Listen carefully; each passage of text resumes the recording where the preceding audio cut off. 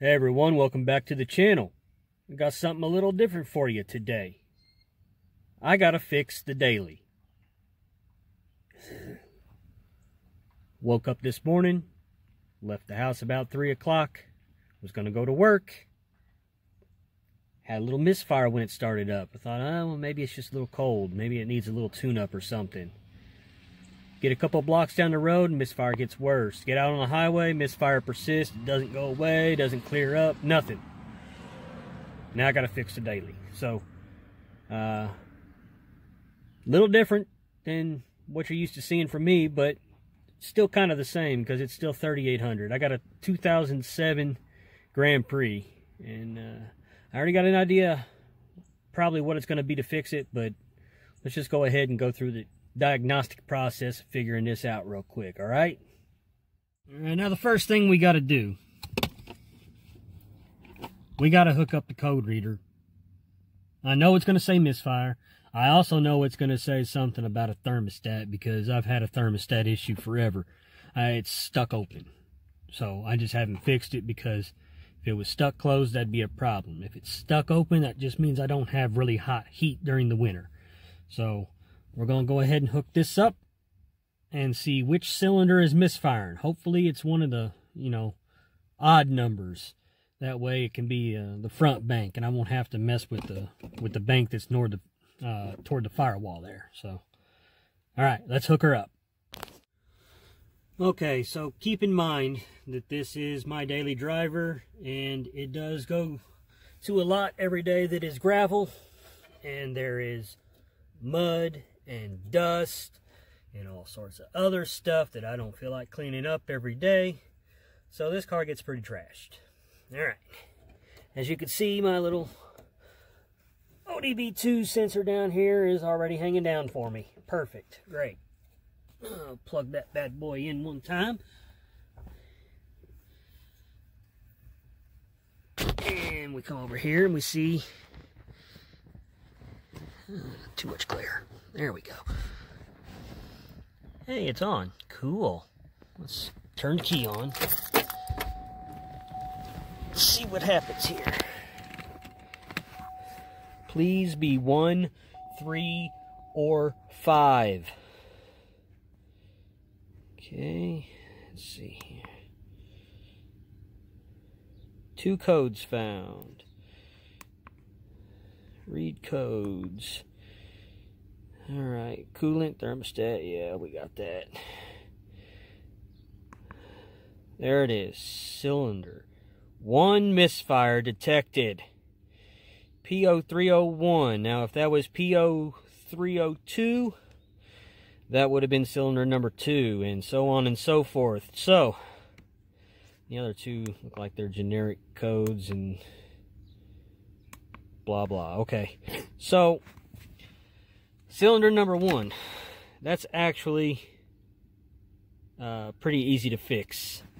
It's probably the easiest cylinder to get to. So let's go ahead and pop the hood and let's check her out.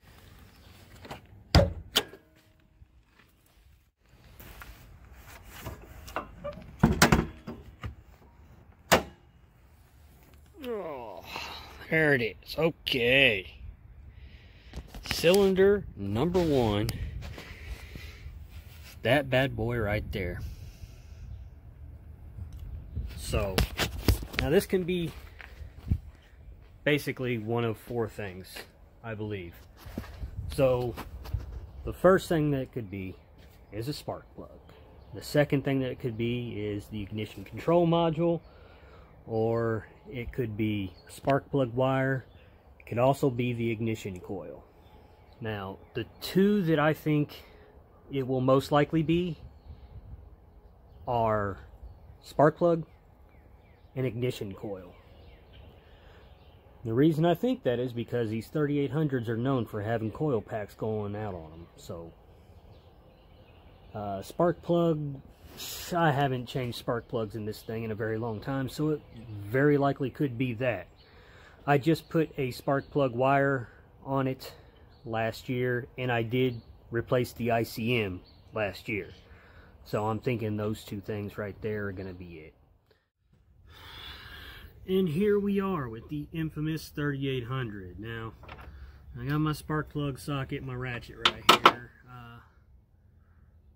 But we got to do something I think is pretty annoying on these front wheel drive 3800s, especially the Series 3. You got to take the filler neck off. Okay. And then you got to take this cover off. I mean, honestly, is it difficult to do? No. Is it annoying? Yeah, it's annoying as hell. I don't like it at all, but it is what it is. Okay, so we're tracing over here. We got cylinder number 1 right here. Right here. And we'll just go ahead and take this boot off of the plug. Just like that. Alright.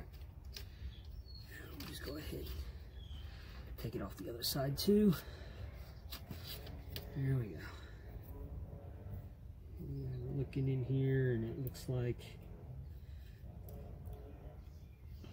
the insulation is pretty well gone on that, so might need a plug wire. I don't think it's the issue per se. Next thing we gotta do, we gotta try and get this plug out of here. It looks like I'm gonna need a short extension.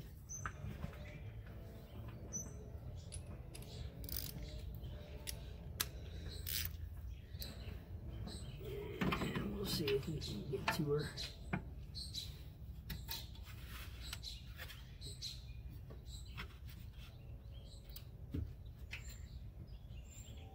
Alright.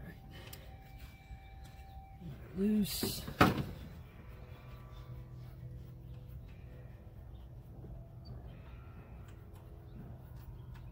Come on.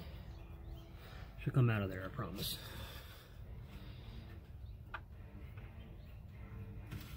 And look at that spark plug. Holy hell.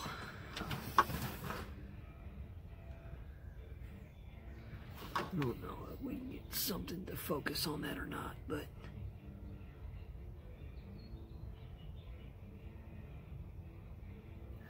anyways, this could very well be a spark plug issue. Whew. Doesn't seem to be a whole lot of electrode left on that, so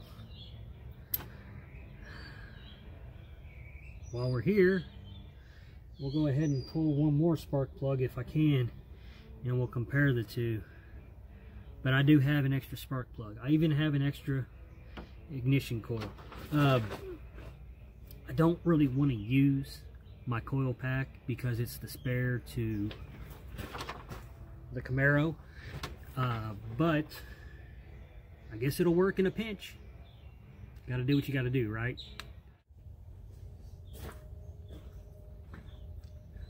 Okay, so I went ahead and I took a spare spark plug and I put it in the cylinder and I started it up and I still had a misfire. So I figure I better not take any more spark plugs out because obviously using different ones isn't going to work. I went ahead and I took the coil pack off, since these are easy as hell to change anyway. I do have my spare.